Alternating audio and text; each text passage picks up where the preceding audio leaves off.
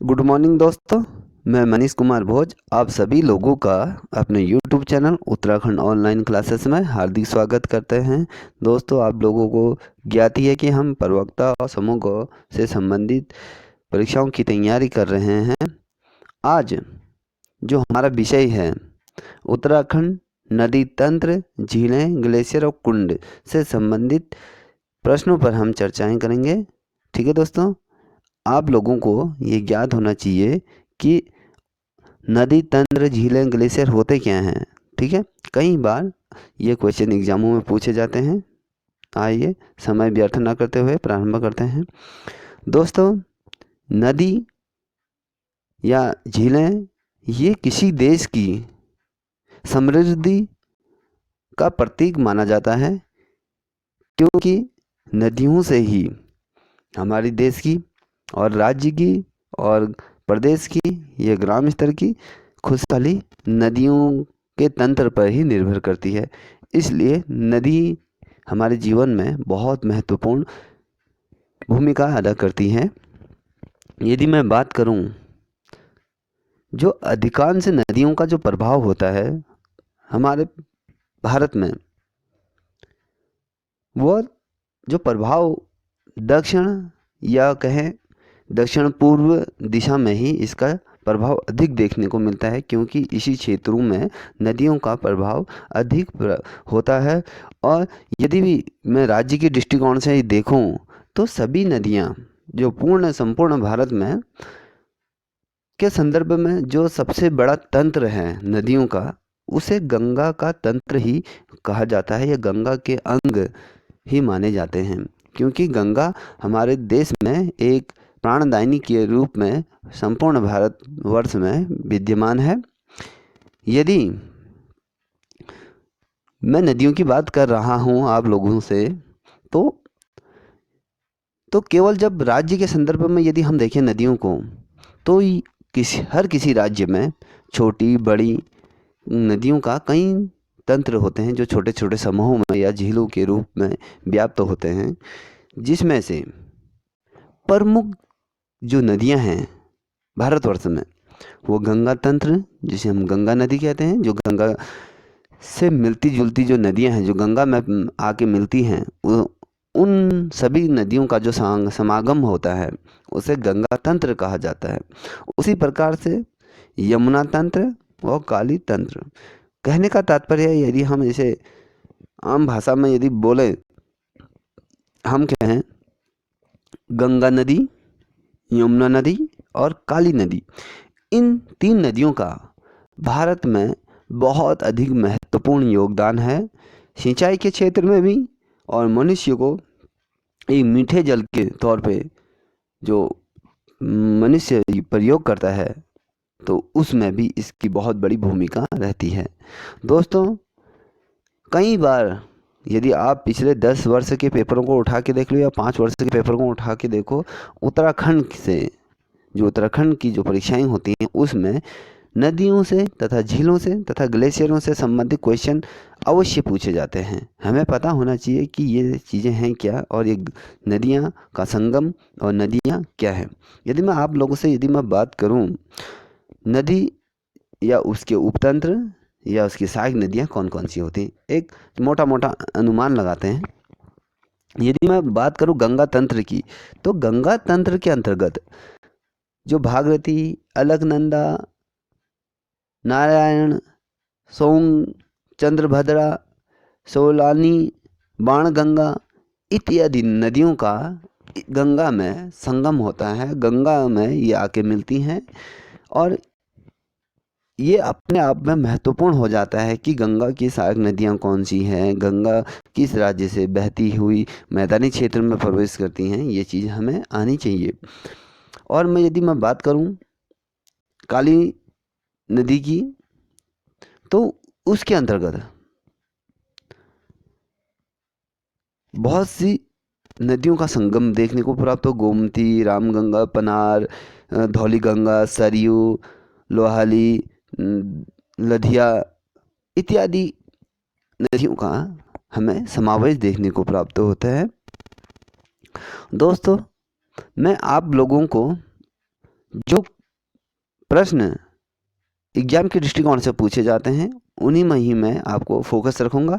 आप पेन और कॉपी उठा लीजिए और मेरे साथ साथ इसे नोट करते जाइएगा। ठीक है दोस्तों, यदि मैं बात करूँ भागीरथी, अलकनंदा या मंदाकिनी या पिंडारी, भिलंगना, काली, पूर्व में जो रामगंगा का प्रभाव होता है, यमुना, टोंस इत्यादि नदियाँ महान हिमालय से निकलती हैं। कहने का तात्पर्य है जो नदियों का जो प्रमुख स्रोत है किसी भी प्रदेश में या किसी भी देश के अंतर्गत, वो जो प्रभाव होता है वो हिमालय से ही ज़्यादा नदियों का प्रभाव होता है। क्योंकि हिमालय, आप लोगों को पता है कि हिमालय किसे कहते हैं। हिमालय में बर्फ़ जब पिघलती है, जब बर्फ़ पिघलने के बाद जो नीचे की तरफ, जब पहाड़ी क्षेत्र से जब नीचे की तरफ नदियों का जब प्रभाव होता है, जब पानी जब नीचे की तरफ बहता है तो ये एक नदी के रूप में नीचे को बहता है। और ये अलग अलग नदियाँ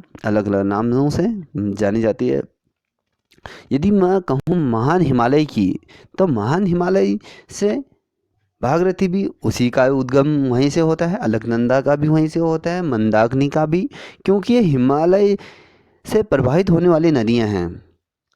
काली गंगा या पूर्व में जो रामगंगा जो प्रवाहित होती है, यमुना गंगा और टोन से जो इत्यादि नदियाँ ये हिमालय से ही निकलती हैं। इतना आप लोगों को पता होना चाहिए कि हिमालय से कौन कौन सी नदियाँ प्रवाहित होती हैं।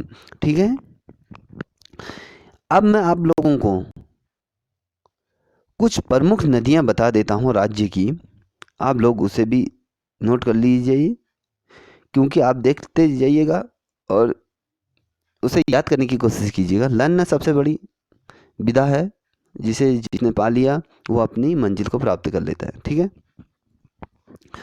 जो हमारे राज्य में जो प्रमुख नदियां हैं, काली नदी जिसे हम शारदा नदी के नाम से भी जानते हैं, अलकनंदा, भागीरथी, कोसी, रामगंगा, यमुना, टोंस, नयार, ये नदियां हमारे उत्तराखंड में प्रमुख नदियों के तौर पे इसे हम जाने जाते हैं।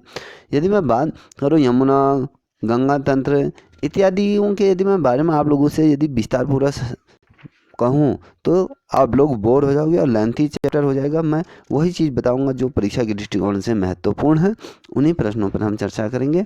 आइए हम उन प्रश्नों पर अध्ययन करते हैं। दोस्तों, यदि मैं बात करूं, पहला क्वेश्चन आप लोगों के समक्ष में रख रहा हूं, ये कई बार पीसीएस 2007 में भी इस क्वेश्चन आ चुका है।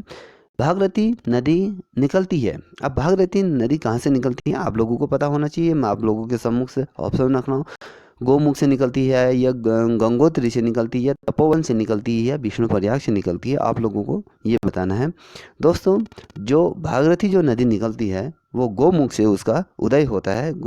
ठीक है, अब आप लोगों को बताना है निम्न में से कौन सी नदी हिम नदी से नहीं निकलती है। अब हिम नदी मतलब जो ग्लेशियरों से प्रभावित होकर जो नदी का प्रभाव होता है, जो मैदानी क्षेत्र की तरफ जो निकलती है, वो कौन सी नदी है जो हिम ग्लेशियरों से नहीं निकलती है, हिम नदी से नहीं निकलती है। आपके सम्मुख से मैं 4 ऑप्शन रखूँगा, यमुना, अलकनंदा, कोसी, मंदाकिनी। इनमें इन जो 4 नदियाँ हैं, इन नदियों में से कोई एक ऐसी नदी होगी जो हिम नदी से नहीं निकलती है। ठीक है, जो हिम नदी से जो नदी जो नहीं निकलती है वो कोसी है, क्योंकि कोसी छोटे छोटे जो पहाड़ी क्षेत्रों से जो या कहें स्रोतों से जो पानी का जो प्रभाव एक स्थान से दूसरे स्थान पर या नदियों के गधेरों या झरनों के तौर पर जो बहते हुए जब किसी एक स्थान पर नदी का रूप धारण करती है तो वो कोसी नदी का उद्गम होता है, उसे कोसी नदी के नाम से हम जाने जाते हैं। ठीक है, ये जो कोसी नदी है वो हिम नदी से नहीं निकलती है। अब मैं कहूँ मंदाकिनी नदी किस जल प्रवाह यदि मुख्य नदी से इसका संबंध है, ये बताना है। आप लोग मुझे कमेंट करके भी ये बता सकते हैं। जो मैं जिस क्वेश्चन को आपसे पूछ रहा हूँ आप उसे तुरंत ही उसका आंसर दे दीजिए तो वो बेहतर होगा। अब मंदाकिनी नदी किस जल प्रवाह यदि कहूँ मैं मुख्य नदी से इसका संबंध है, आप बताइए। अलकनंदा, भागीरथी, यमुना या धौली गंगा, इन 4 नदियों में से किस नदी पर इसका जल प्रवाह इससे मुख्य तो इसका संबंध है। ये है अलकनंदा से इसका मुख्य नदी से इसका प्रभाव होता है। ठीक है। अब कौन सी नदी केदार से रुद्रप्रयाग तक बहती है? देखो ये भी पूछा गया है 2007 में, और समूह गौ के अंतर्गत भी समीक्षा अधिकारी, समाज कल्याण और यदि मैं बात करूं ये लेखाकार और पुलिस जिसे हम, उसके अंतर्गत भी ये क्वेश्चन पूछा गया है, और प्रवक्ता संवर्ग के अंतर्गत भी ये क्वेश्चन पूछा गया है। अब आपको बताना है कि कौन नदी केदारनाथ से रुद्रप्रयाग तक बहती है। ठीक है, आपके सामने मैं सम्मुख से 4 ऑप्शन रख रहा हूँ। भागीरथी, अलकनंदा, सरयू, मंदाकिनी, इनमें से कौन सी नदी वहाँ केदार से रुद्रप्रयाग तक बहती है? ठीक है, ये जो नदी है ये नदी मंदाकिनी नदी है जो केदारनाथ से निकलती है, और ये रुद्रप्रयाग तक इसका प्रभाव, ये बहती हुई चली जाती है तो रुद्रप्रयाग में जाके ये अलग मिल जाती है। अब हेमकुंड झील घिरी हुई है। अब हेमकुंड झील किस चीज़ से घिरी हुई है ये आपको पता होना चाहिए। जो हेमकुंड की जो झील घिरी हुई है वो 7 हिमांचित जो शिखरों से ये घिरी हुई है। ये 7 शिखरें हैं, ये इस 7 शिखरों के मध्य ये विराजमान है। और उत्तराखंड में निम्न में से कौन सी एक झील जो त्रिभुजाकार है? ये आपको बताना। त्रिभुजाकार की झील, ये आप कंफ्यूज मत होइएगा, ये पूछ रहा है निम्न में से कौन सी झील त्रिभुजाकार है। ठीक है, त्रिभुजाकार झील आपको बताना है। जो त्रिभुजाकार जो झील है वो संतोपंथ झील त्रिभुजाकार की, जिसे हम ट्रायंगल के तौर पे ये हमें दिखती है। अब उत्तराखंड में ऐसी कौन सी झील है जिसके 9 कोने दिखाई देते हैं? 9 कोने वाली झील के नाम से इसे जाना जाता है ये। ठीक है, अब ये हर किसी को आता होगा, अगर आप को अच्छी तरह से यदि लर्न किया हो। आप लोगों के सम्मुख कभी कंफ्यूज ऐसे हो जाते हो कि नौकुचिया हो, नौकुचिया ताल हो, या भीम ताल हो, या गिरी ताल हो, या रिमझिम ताल, कौन सी 9 कोने वाली ताल है? ठीक है, ये है आपकी नौकुचिया ताल, 9 कोनों वाली ये झील है।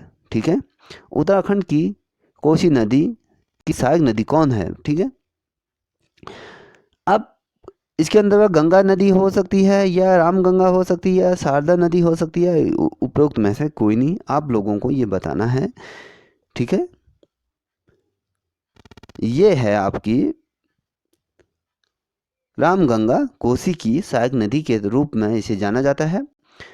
टेहरी बांध किन नदियों के संगम पर स्थित है? अब जो टेहरी बांध का जो निर्माण हुआ है ये किन नदियों के संगम पर इस बांध का निर्माण किया गया है? कभी क्वेश्चन पूछा जाता है इस प्रकार से। ये 2012 और 2013 और 2016 और 2018 में ये क्वेश्चन पूछा गया है। ये क्योंकि महत्वपूर्ण प्रश्न है, आप इसे अपनी कॉपी में नोट कर लीजिएगा। यदि मैं बात करूं जो टेहरी बांध का जो संगम है, जो किस नदियों पर जिसका संगम है, वो भागीरथी और भिलंगना नदी पर इस बांध का निर्माण किया गया है, क्योंकि यहाँ पर आके ये 2 नदियाँ आपस में मिलती हुई हैं। अब मैं यदि बात करूँ टेहरी बांध किस नदी पर स्थित है? ठीक है, टेहरी बांध की बात करें, ये है भागीरथी नदी पर ये स्थित है। अब काली और गोरी नदियों का संगम होता है जौलजीबी में होता है, या फिर डीडीहाट में होता है, या मुंशियारी में होता है, या टनकपुर में है। इनमें से काली और गोरी नदियों का संगम किस स्थान पर होता है ये आप लोगों को बताना है। ठीक है, जो और काली जो और गोली जो नदियों का जो संगम होता है ये होता है आपके जौलजीबी, जो पिथौरागढ़ जनपद के अंतर्गत आती है। ये उस स्थान पर काली और गोरी नदियों का संगम होता है।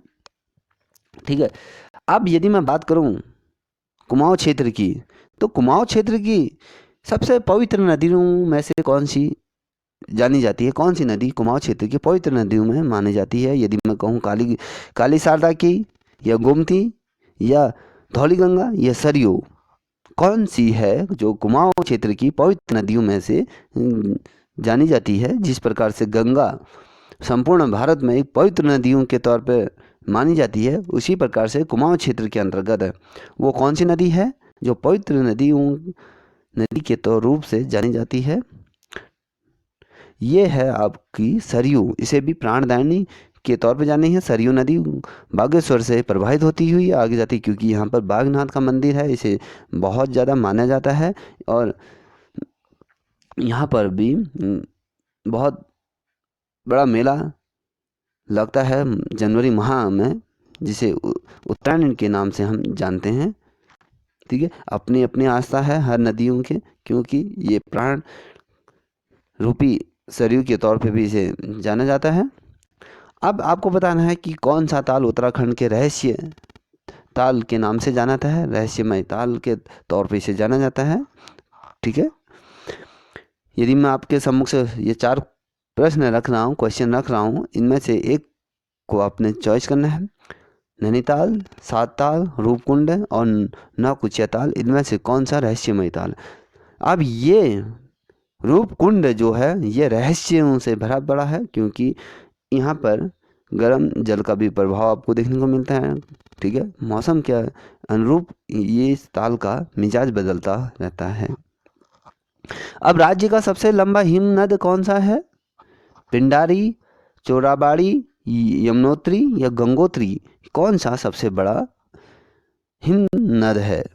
ठीक है, अब मैं यदि बात करूं जो हिमनद है वो है आपका गंगोत्री, क्योंकि ये सीधे हिमालय की तलहटी से निकलती हुई ये नदी प्रवाहित होती है, इसलिए ये हिमनद के रूप में इसे जाना जाता है। अब गढ़वाल क्षेत्र का जो सबसे बड़ा और गहरा ताल कौन सा है ये आपको बताना है। देखो कुमाऊं का नहीं पूछ रहा है, गढ़वाल का। कभी कोई बच्चे ऐसे होता है कि जल्दीबाजी में कुमाऊं का जो लगा के आते हैं, पूछा रहता है गढ़वाल का। ठीक है, अब जो आपके सम्मुख से जो ऑप्शन रख रहा हूँ वो सतोपंत ताल, सशस्त्र धारा ताल या हेमकुंड या विष्णु ताल, इनमें से कौन सा ताल सबसे बड़ा और गहरा ताल है ये आपको बताना है।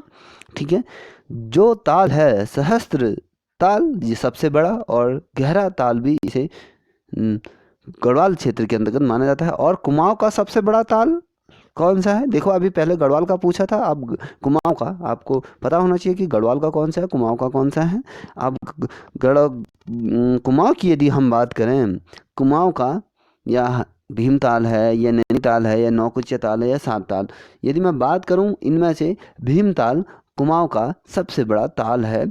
ठीक है, खतलिंग ग्लेशियर स्थित है। ये प्रवक्ता 2009 में और प्रवक्ता 2011 में यह क्वेश्चन पूछा गया है। आई होप जितने भी प्रवक्ता संवर्ग की परीक्षा दे रहे हैं इस क्वेश्चन को आप नोट कर लीजिएगा। ठीक है, खतलिंग ग्लेशियर स्थित है। अब मैं आपके सम्मुख से ऑप्शन रख रहा हूँ पिथौरागढ़, टिहरी, उत्तरकाशी, अल्मोड़ा। इन 4 जनपदों में से किस जनपद के अंतर्गत खतलिंग ग्लेशियर स्थित है। वो है टिहरी जनपद के अंतर्गत ये खतलिंग ग्लेशियर स्थित है। ठीक है दोस्तों, अब उत्तराखंड का सबसे बड़ा हिमनद है, मिलन है या कफनी है या फिर गंगोत्री है या सुंदर डूंगा है। इनमें से कौन सा सबसे बड़ा हिमनद है, मतलब हिमालय से भरा हुआ जो जहाँ पर बर्फबारी और बड़े बड़े बर्फ़ के पहाड़ हमें देखने को मिलता है, वो कौन सा ग्लेशियर है या हिमनद है ये आपको बताना है। ठीक है, अब पुनः मैं आपके सम्मुख से ये ऑप्शन इसके रिपीट कर रहा हूँ। मिलन है या कफनी है, गंगोत्री है, सुंदर डूंगा, ये इनमें से कौन सा सबसे बड़ा हिमनद है। वह गंगोत्री है, क्योंकि आपने इससे पूर्व जब मैंने आप लोगों को एक क्वेश्चन बताया था कि भैया सबसे जो हिमनद से जो निकलती हुई जो नदी है वो कौन सी है, वो गंगोत्री है। ये ठीक है, आप लोग इसे ध्यान रखिएगा। अब मैं यदि बात करूं 2007 में एक क्वेश्चन पूछा गया है, हिमालयों के हिमनदों के पिघलने की गति सबसे कम है या अधिक है, या विश्व के अन्य भागों की अपेक्षा सामान्य है, या हिमालय की जो हिम नदियों के पिघलने की सूचना उपलब्ध नहीं है। इनमें से कौन सा ऑप्शन आप लोगों को चॉइस करना है कि कौन सा सही है।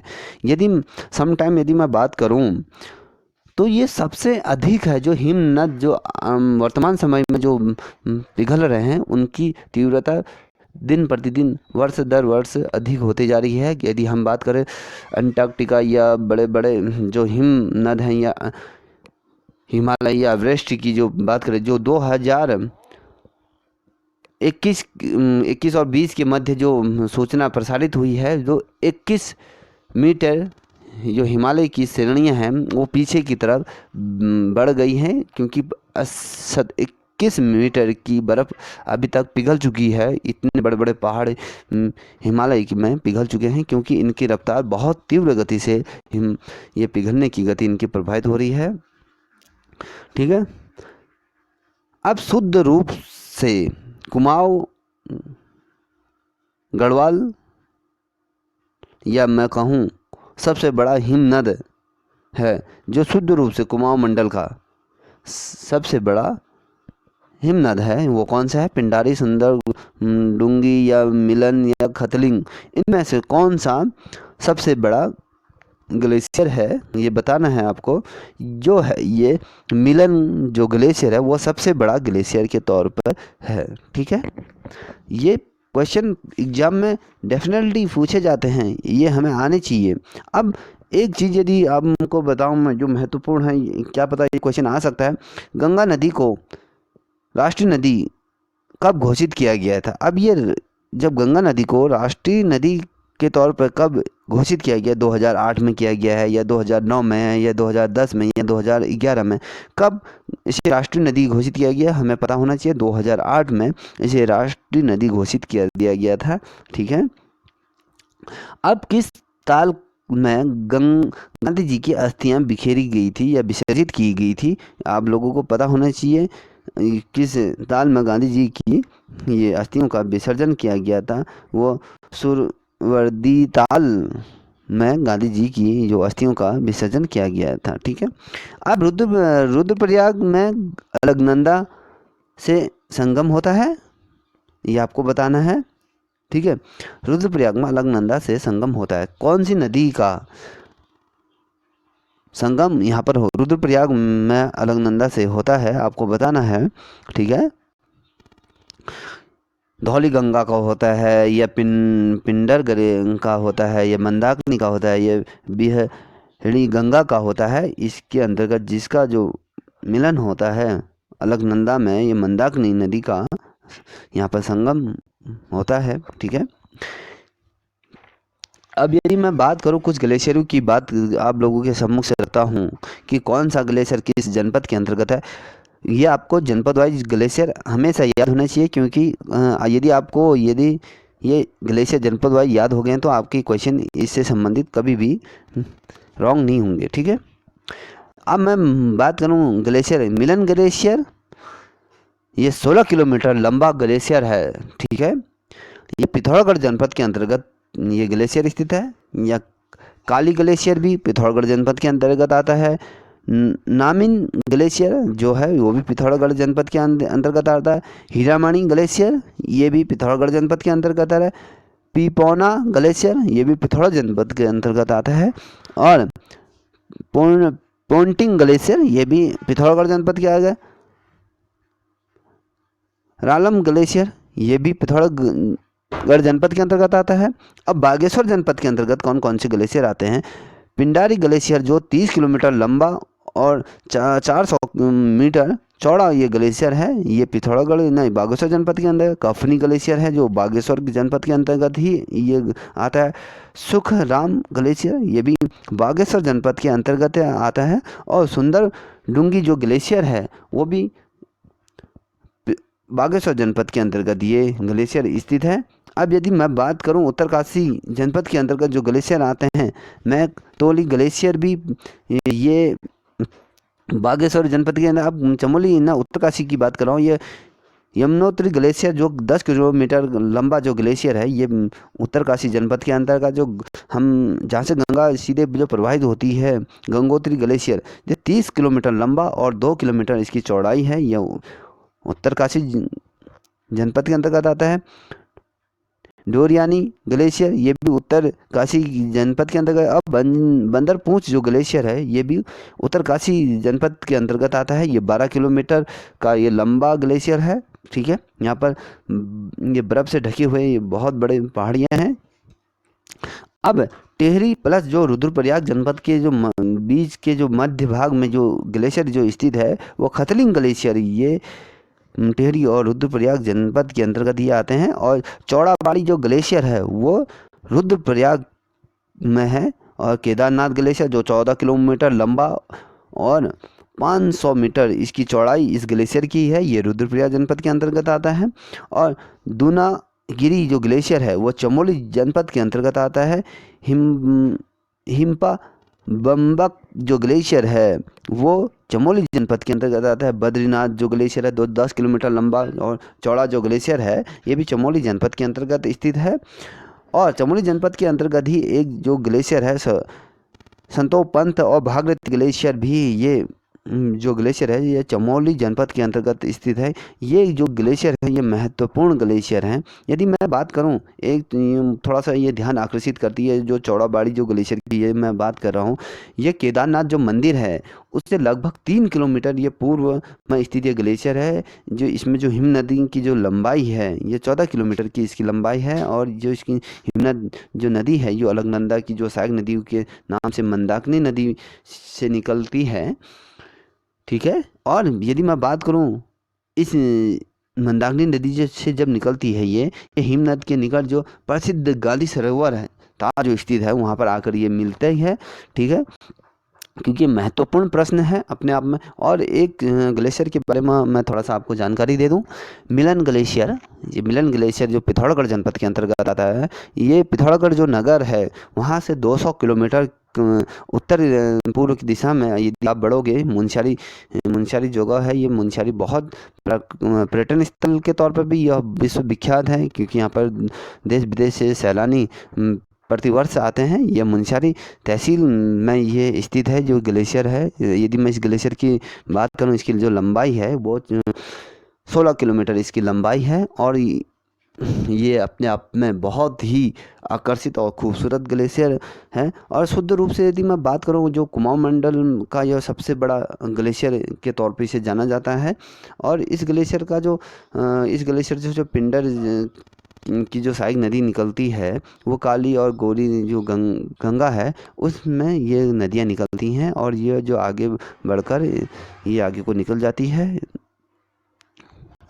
अगर यदि मैं बात करूं आप लोगों को, यदि ये मिलन ग्लेशियर की तरफ यदि आप जाते हो या उसकी जो गौरी गंगा की नदियों से जब ये निकल के आगे बढ़ती हैं, अब अभी होता है ना कि हम ग्लेशियर ये जैसे हम माउंट एवरेस्ट की तरफ बढ़ते हैं, उसी प्रकार से हमारे दिल में भी ऐसा था कि हम मिलन ग्लेशियर की तरफ भी बढ़ें। तो इस ग्लेशियर में जाने के लिए शासन और सरकार से इसकी परमिशन लेनी पड़ती है। जब से सरकार या इसे मैं यदि मैं बात करूँ पिथौरागढ़ जनपद के जो जिलाधिकारी हैं उनसे परमिशन लेना पड़ती है। यदि आपको परमिशन मिलती है तभी जाके आप इन ग्लेशियरों को देख सकते हैं, अन्यथा सरकार इसे अनुमति नहीं देती है। क्योंकि मानव का जब दखल अधिक हो रहा है तो इस वजह से इन ग्लेशियरों पर इसका दुष्प्रभाव देखने को प्राप्त हो रहा है। इसलिए सरकार की कोशिश रहती है कि यहाँ कम से कम लोगों को भेजा जाए। ठीक है, अब यदि मैं बात करूं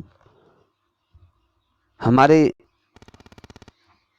उत्तराखंड जनपद के अंतर्गत जो प्रमुख जो ठंडे कुंड हैं या मैं कहूँ या गर्म कुंड हैं, ये हमें पता होना चाहिए कि गर्म कुंड कौन कौन से हैं। यदि मैं गर्म कुंडों की बात करूँ ये कौन से जनपद के अंतर्गत हैं, ये महत्वपूर्ण बन जाते हैं ये प्रश्न, क्योंकि परीक्षा में पूछे जाते हैं। अब यदि मैं बात करूँ सूर्य कुंड की बात करूँ, ये गंगोत्री या यमुनोत्री जो रूप सूर्य कुंड है ये यमुनोत्री उत्तरकाशी जनपद के अंतर्गत, क्योंकि इसमें गर्म पानी का ये यहाँ से निकलता है। इस कुंड से गर्म पानी का प्रभाव होता है, इसलिए इसे गर्म कुंड कहा जाता है। सप्त कुंड भी बद्रीनाथ चमोली जनपद में स्थित है। भाप कुंड, यहाँ पर भाप कुंड इसलिए रखा जाता है कि यहाँ पर जो पानी है गर्म हो रहता है और 24 घंटे इससे भाप प्रवाहित होती रहती है। तपोवन, जहाँ पर अभी हाल ही में ग्लेशियर टूटने से जो बड़ी तबाही हुई है, उसी क्षेत्र के अंतर्गत ये आता है कुंड। ये जोशीमठ और चमोली के अंतर्गत ये भाप कुंड देखने को मिलता है। गौरी कुंड, ये गौरी कुंड जो है रुद्रप्रयाग जनपद के अंतर्गत स्थित है। और गंगानी, जो गंधक युक्त, मतलब ये मैं ये भी कहूँ जैसे खनिज लवण से और इत्यादि इन चीज़ों से जो मिलकर जो पानी निकलता है गंधक के तौर पे, जैसे यदि हम गंधक मतलब आप लोगों को एक सिंपल सी बात बताएं, आप जैसे माचिस के तिल्ली को यदि आप निकाल लें, उसके आगे का जो मध्य का भाग होता है उसे अगर आपने जीभ में टच कीजिए, उस प्रकार का टेस्ट है इस पानी में देखने को मिलता है। इसलिए इसे गंधक युक्त पानी या इसका गर्म कुंड का ये है, ये उत्तरकाशी जनपद के अंतर्गत है। यदि मैं कहूँ ठंडे कुंड कौन कौन से है, सूर्य कुंड, ये गंगोत्री ये गौरी गंगा, जिसे पिथौरागढ़ जनपद के अंतर्गत ये है। बहुत से लोग नहीं जानते होंगे, मगर ये जो सूर्य कुंड है ये गौरी गंगा नदी पर स्थित है और ये पिथौरागढ़ जनपद के अंतर्गत है। नंदा कुंड, ये मिलन ग्लेशियर के पास स्थित है, ये पिथौरागढ़ जनपद के अंतर्गत है।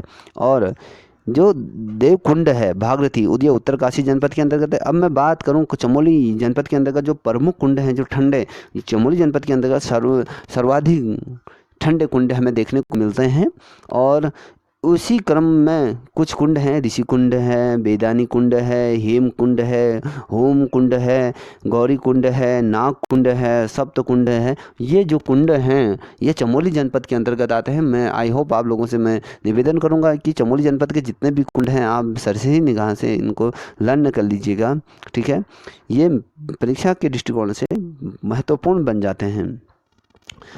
अब थोड़ा सा मैं आप लोगों का ध्यान आकर्षित करना चाहूँगा, जो हमारा प्रारंभिक जो चैप्टर जो मैंने कहा आपको, उत्तराखंड नदी तंत्र, झीलें, ग्लेशियर, कुंड, ताप, ये यदि मैं बात करूँ इसके अंतर्गत मैं बात करूँ तो उत्तराखंड में जो हिमालय के जो बॉर्डर में है, जो हिमालय के बॉर्डर में यदि मैं बात करूँ 148 किलोमीटर बहने के बाद जो ये रूपनी जो नदी है, ये जो बंदरपूंछ ग्लेशियर से जो प्रवाहित होती है, स्वर्गारोहिणी ग्लेशियर से जो निकलती है, सुपनी जो नदी है वो उसका जो प्रभाव क्षेत्र है वो 148 किलोमीटर ये बहने के बाद ये काली और डांग पत्थर के बीच यमुना नदी में ये आकर मिल जाती हैं। ये महत्वपूर्ण है। टोनसिन, अब टोनसिन नदी की यदि हम बात करें, टोनसिन से मिलने के बाद जब यमुना देहरादून जनपद में ये प्रवेश करती है, उत्तराखंड के हिमालय प्रदेशों में के बॉर्डर से बनती हुई ये आगे को निकल जाती है, ठीक है दोस्तों। आई होप आप लोगों को ये वीडियो पसंद आई होगी। यदि आप लोगों को ये वीडियो पसंद आई होगी प्लीज़ शेयर, कमेंट और लाइक ज़रूर करें और बेल आइकन प्रेस करना ना भूलें, ठीक है। Thank you. जय हिंद, जय भारत।